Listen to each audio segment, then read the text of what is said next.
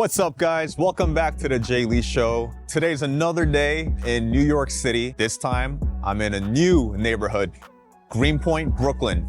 Now, Greenpoint is up and coming. I mean, it's like this niche little area, a pocket where amazing restaurants and bars exist. So if you haven't checked out Greenpoint when you visited New York City, this is the place to come check out. So today I'm visiting a chef and friend. His name is Chef Eric Tran of Falansai. Falansai is a Vietnamese Mexican restaurant. They used to be my neighbors, actually. Well, I was their neighbor because they were in Bushwick years before me, but they've moved locations here to Greenpoint. So still within Brooklyn, but moved from Bushwick to now in Greenpoint, a cozy spot. And it's my first time here and I'm really excited. So let's see what Chef Eric is cooking up today. I'm gonna ask him some questions and I'm sure you wanna get to know him as well. So thanks for tuning in. Here we go.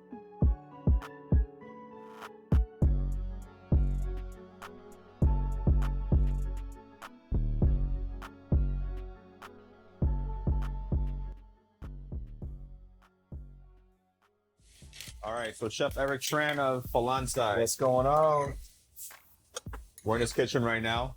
I've never been in this kitchen, but honestly, it's amazing. It's like this open space right here in the middle. You do a lot of production here, like baking and stuff, right? Yeah, we do a lot of pastries and baking in the morning. We got like, we make like empanadas. We make these like puff pastries, they're savory and sweet. Yeah. Mexican conchas filled with cool stuff. That sounds like a lot of work. It's a lot of work. It's a lot of work. It's tedious. It's a labor of love, right? Yeah. Okay. All right. So tell us what you got going on today. All right. We're making pork carnitas. Got some Berkshire pork here. We rub it in like fish sauce, chilies, sugar, salt, garlic, roast it for 3-4 hours. Pull it apart. Now we're gonna like go through the process of cooking it again. There's some like pork fat in here, and 5 spice, salt, and then I'm gonna add this. Once it's a little bit more crispy, we're gonna add this this like barbecue char siu, basically an Asian barbecue sauce. Okay. Yeah, and we're gonna make a noodle with this dish. Is it a dry noodle or? It's gonna be like a dry. Yeah, the sauce is just gonna come from the pork. Nice. Yeah. Okay. So we got, It smells incredible. I wish you guys can smell this right now. Got these wonton noodles we just cooked off here. Start here with this barbecue sauce now and get some flavor time going. Is this on your menu? This is on our Doc Viet menu, which is the chef's set menu. It's one of the mains. So I usually like doing like a fish and a meat. This is like the meat version right now. So I call it carnitas noodle. Sometimes people are like, what's that? You usually get the carnitas with like a Mexican taco or torta. Yeah, right. If you're thinking about it, you're saying what? But it's fun. It's delicious. It's fun. It makes sense. It works. I mean, and nobody could tell you anything. You're literally half Vietnamese and half Mexican. Yeah, we have fun. That's for sure. Yeah, we have a lot of fun. So, I think that's such an interesting, unique combination of 2 flavor profiles that you don't see often at all. Like, how did this concept even come about? A lot of people, when they cook professionally, I think they dream of like making something that is not like in front of them. I think, there wasn't like a path to like, when I started cooking, it wasn't like, oh, I can go like work in a hardcore Vietnamese restaurant or Mexican restaurant, especially in the time I started cooking. It was like, there's a mom and pop places. They're not going to bring me on. I don't know how to cook. I don't know how to make their food, right? So just learning how to cook, learning to be in restaurants, doing all those things helped me to just understand the process of cooking. And through that process, I now explore my cultures through food. So I don't really know how to cook everything that I make. Like, I'm exploring, experimenting, working with the guys in the kitchen, and just like trying to have fun and trying to nail the feeling, the flavors that you get when you're a kid. Feeling is a big part of eating. To bring you back to a time where like things are simple or a fun memory. I think that's really when things hit. For me, like when people are like, oh, it's just traditional. It's like, well, I don't know. It's up to you to decide. Like traditional Vietnamese, I would say no, it's not. But like for me, it's traditional. It's my own thing. And I think that's what's cool. When people eat it, they either hate it or they're like, oh, this reminds me of like my grandma's cooking, or this and that. I don't know. There's something to be said about memory and feeling and being a kid and bringing that back, right? Yeah. So, let's put this with a little bit of love. You can use any noodle. I like these egg noodles, like wonton style noodles. They're fun with like more like heavier things. Yeah.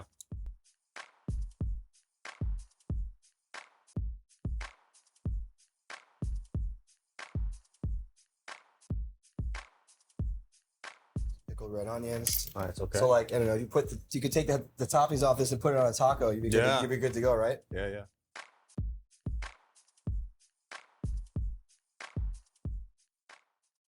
All right, Chef Eric, thanks for having me again. I've never had Vietnamese cuisine and Mexican cuisine in one dish. I love both countries and cultures. Please tell us one more time what you have made. All right, this is the carnitas noodles. Carnitas is usually it's like a stewed pork, a braised pork with a lot of different parts of the animal. This is a pork shoulder. We cook it 3-4 hours until it falls apart. We pick it apart, roast it again to get some like crispy bits. Add Asian barbecue sauce, char siu to that. We top that and use that like as the sauce, like with the pork fat and the barbecue to mix up with the noodles.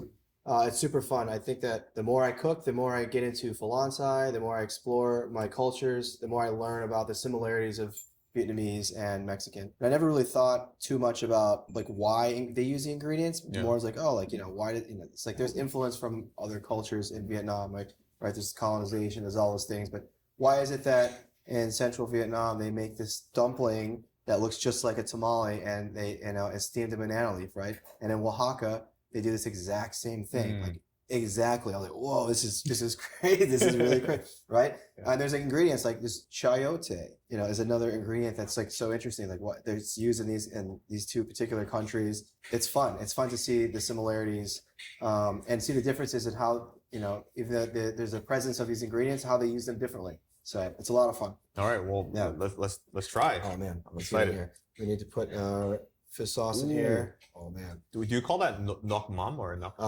Nuc mam is like the fish sauce, Yeah. and nuc cham is like the dipping sauce. Oh, okay. Right, so it's all the same. People have different derivatives of the thing, but the dipping sauce, the table sauce, is like the thing, right? People use it as for your spice agent, for your salt. You want to make something saltier, right? Yeah. You use that. I just obviously put the whole thing on because I like all the flour in there.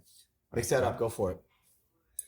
I mean, protein and carbs is my favorite. Right. It's a complete bodybuilding meal right here, hitting the macros. That's good.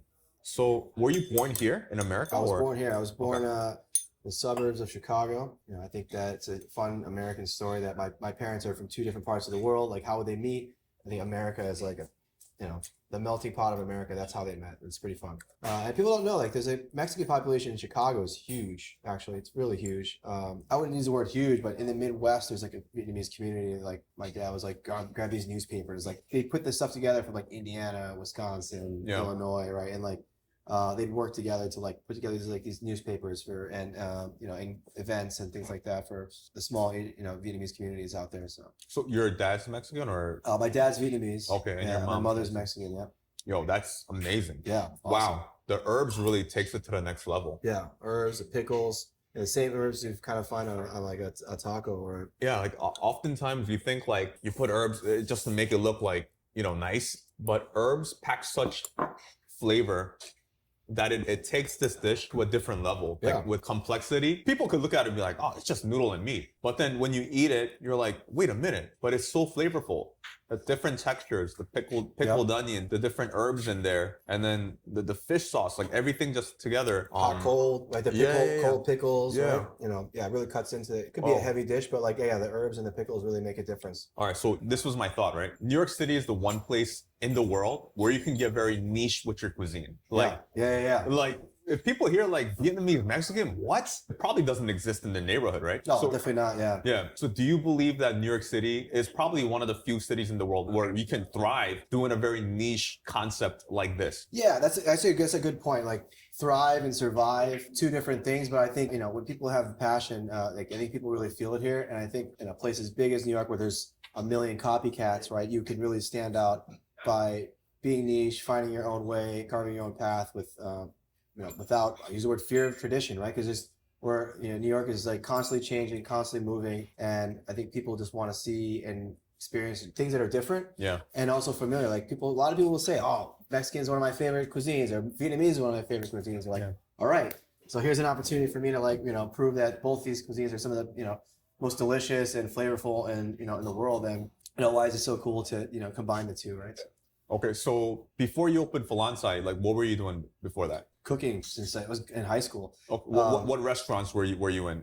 I was working at Blue Hill before, before Falansai. And that's a fun story because I kind of just fell upon that job on accident. Like, I wasn't looking for an opportunity like that, but that really helped me mature in some of the areas I think that I didn't really have in the past with learning how to source and be part of like the food system as a whole. Growing up in Chicago and New York, I was like, I could pick up the phone. I could get anything anywhere in a day, 2 days, right, from all over the world, right? Yeah. To me, that's like not a flex, anymore. You know what I mean? When I was young, I was like, oh, this is cool, right? We can just grab anything. But now the flex is like restraint. There's flex is like taking the time to support the people that grow our crops, fish for the fishermen, like is one of the most difficult jobs ever. Like, I think that all these things are super important. Like what you put into your body is important. Like, I guess I'm a dad now, so I think about these things a lot, but it all kind of works like this timing of like my life where I'm like, okay, I can have a place that I can cook, explore, have fun, serve things that I want to serve. Like family and I, we eat this way at home, not going so hard on like 16-ounce portions of protein all the time, right? Like just balanced meals, all those things like that. That's something I really learned and enjoyed by my time there. So, all right, you touched on something that I am now as well, a dad. Yeah. So you have 2 kids now. As a dad with 2 kids, and you just relocated your restaurant. And I believe your wife's in the industry as well, right? Yep. She manages and operates multiple units for the Coke Group, Gracious Hospitality. That's right, yeah. So your family that's very deep in hospitality, and you have kids. How do you balance it all? How do you do that? Planning. I would advise I give to everybody when you're a home cook. Like if you're my wife, I learned this from my wife. I'm not going to steal this. I'll give her the credit. But if I'm starting to prep and cook when I'm hungry, I'm already late. So I'm going to make bad choices. I'm going to eat something quick. I'm going to eat something that's not healthy because I'm like hungry and I'm just like, oh, grab what I can, right? If there's like prep food, there's things ready to go in the kitchen, and in the fridge, right? In the freezer, whatever that is, like accessible, like that's how you survive and make it happen. That's with yourself, to feed yourself. With the kids, like, oh, what do I make? It's, like we take advantage of having the experience, right? To make it easier for us. But it's hard. It's hard to go build a pantry at your house when you're busy. Yeah. But if you have the tools, it's just a lot easier. Because I imagine your wife's in the restaurant a lot, right? Like many hours a day. Like some probably at least 5-6 days a week, right? Yeah. And then you're here, like at least 5-6 days a week. Yep. And then 2 kids running around, and you gotta. I'm getting stressed even thinking about. You're making me stressed. I forgot. Sometimes I forget when I'm here at work. But no, man, it's a balance. It's definitely a balance. We enjoy it. But yeah, I think the key is being simple, being prepared, and not being picky, not being too hard on yourself. Right? Like I want to make this awesome food for my kids all the time. I want them to just eat. First of all, right? I just want to be able to eat. So what can I make for them, right? Yeah. And they're spoiled though too. They'll spit out unseasoned food like My baby spits out food all the time too. And like, she's a little full, like banana, blah, blah, blah, and spits it out. I'm like, oh my gosh. Right. You were in Bushwick for many years, even years before me when I opened. So how many years were you there in Bushwick? 5 years. Yeah, we opened 2020 during the pandemic. I signed the lease actually September 2020, which is wild. Yeah. I don't know what I was thinking, but we did that, and we started with takeout and delivery only. Mm-hmm. We did that for about 3 months when there was no indoor dining available. I actually thought there was a advantage to that because I was like, okay, I only have to focus on one part of a restaurant right now, which is literally the food part, right, and executing that. So I spent 3 months cooking, learning how to bring in tickets, learning how to get the system down. So when the time came to open, that part was already smoothed out, and I could focus on the front of house, dealing with tables and chairs, menus, lighting, music, plants, right? Plants dying. Yeah. Right. Buy more, like all that stuff, right? Yeah. But yeah, that was a crazy time. Like just you had to like constantly adjust, wait for what the next rule is, and but I was like very encouraged by people's excitement for what I was doing early on. I don't think a lot of people were trying to do anything new. It was very difficult to do at that time, but people were just trying to survive at the time. And then you're out here coming out with a brand fresh new concept, right? And I had a little bit of perspective because I didn't have the lease signed before March 2020, right? So I had a little bit of time to see, okay, what's this going to be like, and then understanding that I was basically opening up like a food truck because me and like 1 or 2 people, just putting food out the window, a window in the backyard, right? That's kind of how it happened. And that's how like Pete Wells showed up because Oh, wow. we're just making food out of the backyard. We had a little takeout window. Yeah. And I think it was like, one of the things that I think he said was, which made me feel good, was that the attention to detail, even though it's just takeout and delivery, is what he noticed, which I think most people notice. Like labeling our, trying to make it look as nice as possible because this is our only representation of what we have, right? Right. Having everything labeled, being like good about the sauces. I don't know why people are so cheap with sauces, man. Dude, how many taco places you go to, they don't give you sauce. Like, I don't even know what that is, man. But just being generous with the food, because I was just happy that people were interested and wanted to support. You know what I mean? Especially during that time. So when you opened the first Falansai in Bushwick, did you just leave your job at Blue Hill, or yeah? And that opportunity just came up, and you're like, you know what, I'm going to do it. Like, how did that even happen? It was basically like a cold call from the previous owner. Did you know that person? Not personally. Okay. I followed the restaurant on Instagram. I thought it was cool. Like, I thought it was cool because he had a Vietnamese restaurant that wasn't doing traditional either. He was like trying to do fun things that he thought were interesting. I really enjoyed that part. That's also why I decided to keep the name Falansai when I took over from the old spot. You kept the name. Yeah. Because this guy put in 7 years before me, and in that same space. In the same space, right? Different direction of Vietnamese, but again, nonetheless, Vietnamese food in a different lens. And I thought that was super cool. And I was like, man, it'd be nice to continue the legacy that he was doing.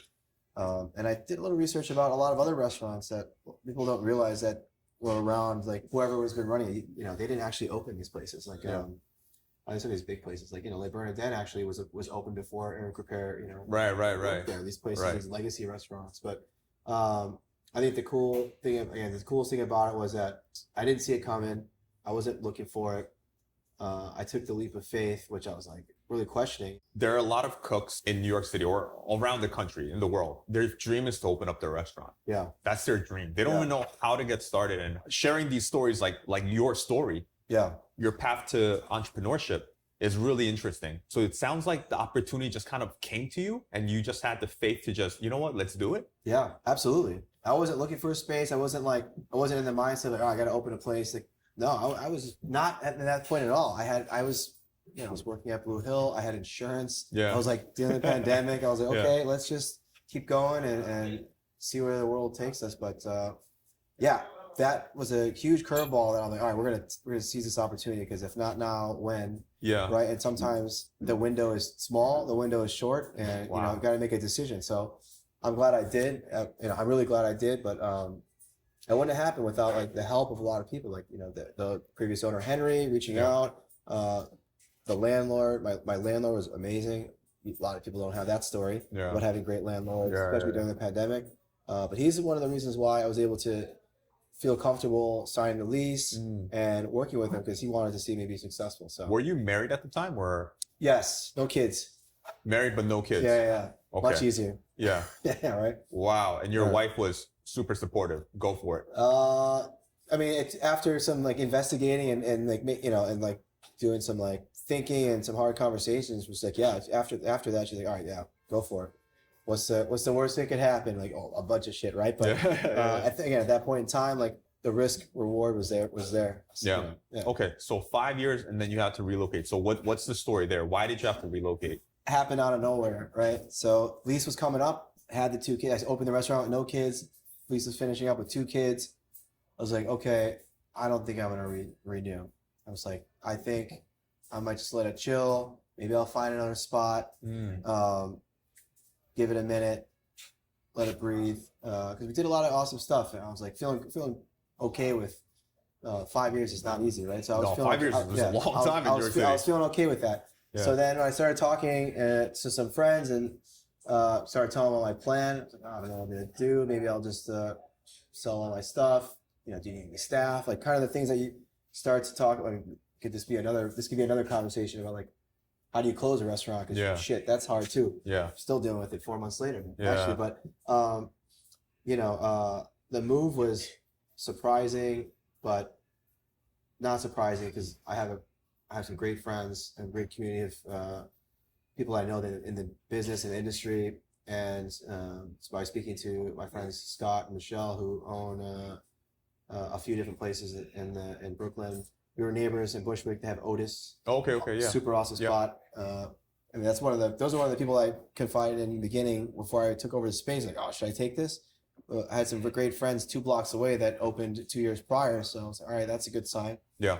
But yeah, fast forward this 5 years where I'm telling them, hey, what's going on? How are you guys doing? And then they had this space here at Greenpoint. They said, oh, the bakery is doing well. I said, what are you guys doing at night? They're like, oh, we have a wine bar. We're not really doing a lot of food. I was like, huh.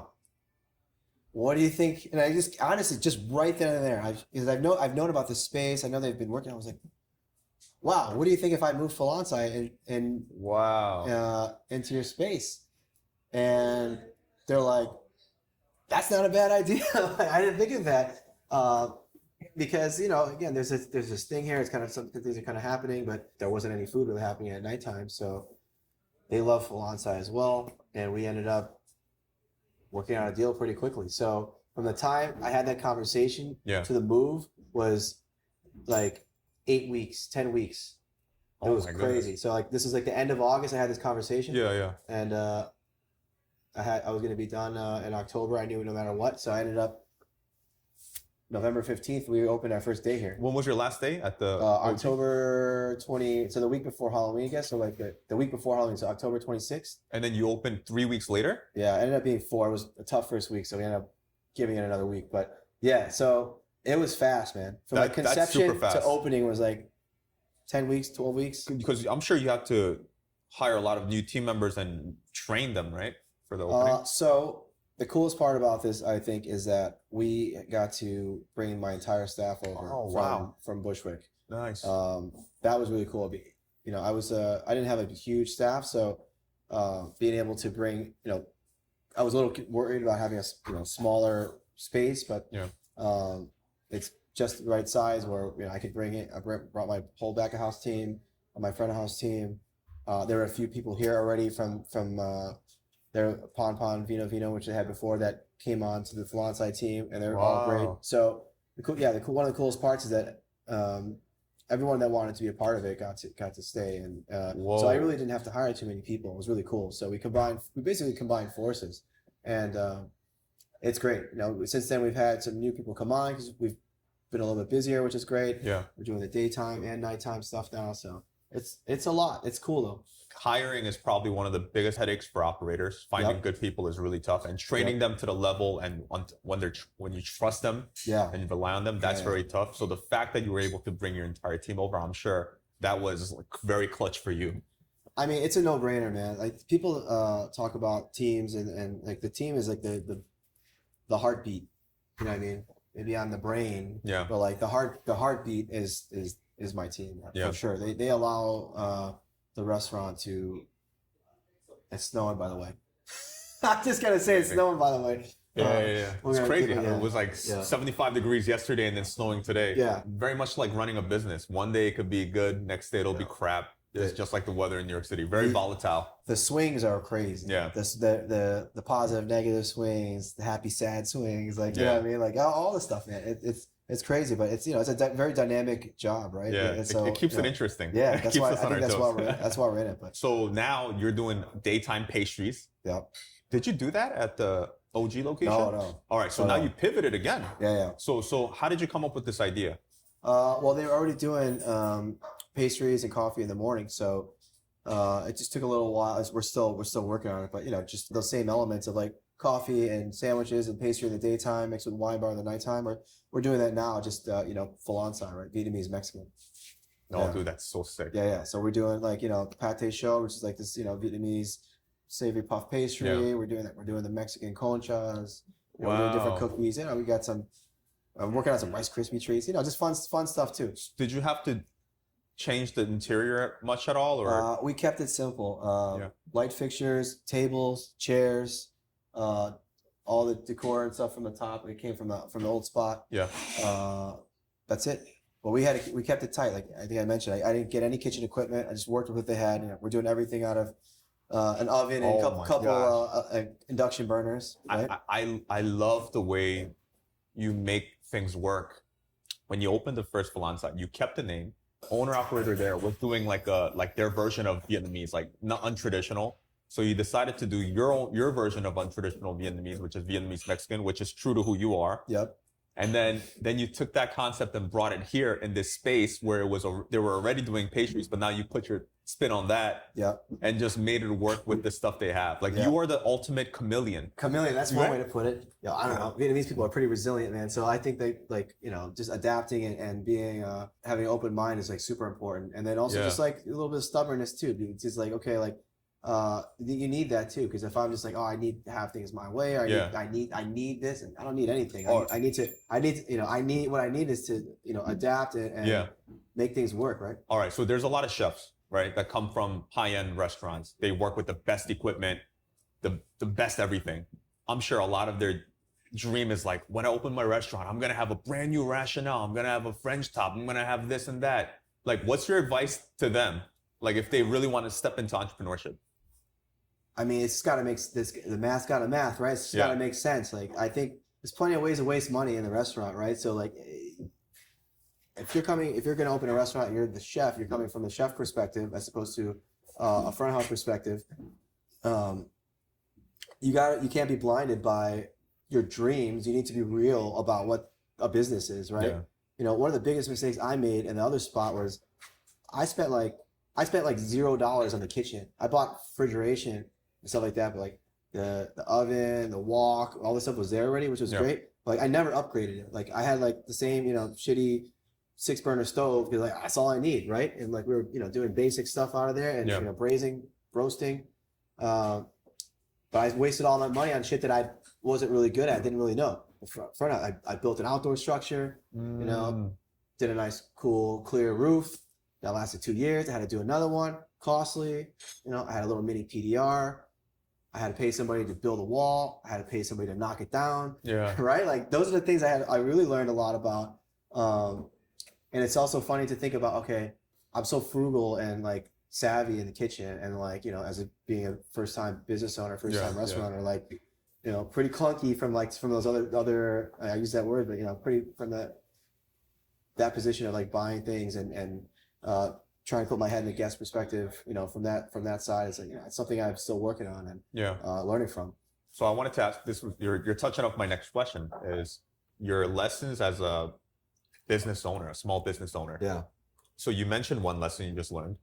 So what about recently, reopening or relocating Falansai? What is a lesson that you just learned opening this? So what I learned is that my preparedness gets me to a certain place, right? And the more prepared I am, the more I understand and learn and feel confident about understanding what I'm getting into, the knowledge, like the less luck I'll need.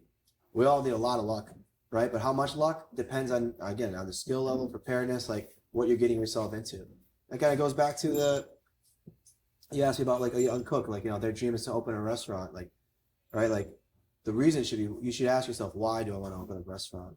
There's like different reasons to open places, right? But you have to have a reason, because that's going to help define how you make decisions, right? Is your reason to make money? Is your reason for accolades? Is your reason to show your cooking chops, prove to yourself that you can be a business owner and work for yourself and, have employees and take that responsibility and all those things? Like there's all these different reasons to try to own your own business or be a chef that opens your own restaurant, which is it's kind of two different things, right? Like if you look at yourself as a chef, if chefs look at themselves like artists, which there's a part of it always is, but like, the reality is you're a servant to the people.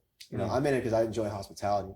I love when people smile after they take a bite or they give the nod of approval to the person they're eating with. Yeah. Right. Like, all right, guy, we did something, right? Because it takes a lot to, a lot of things have to happen for someone to get to your place, come in, sit down, get your food, order, eat, and right? Like there's like all these things that happen just for them to get that bite and get their meal, right? So when you became a dad, like now, do you look at your business differently than when you were not a dad? I do, and it's not as drastic as it probably should be, but like I'm too much of a romantic. It must be my Latin side, and my Asian side's like numbers need to line up, math needs to math, right? All that stuff, right? shit, what am I doing, right? But it's like that's why it's like it's interwoven in me. So like the purpose is still the same, to feed people, to make people happy, to put out a product that all the staff can be proud of and feel good about every day.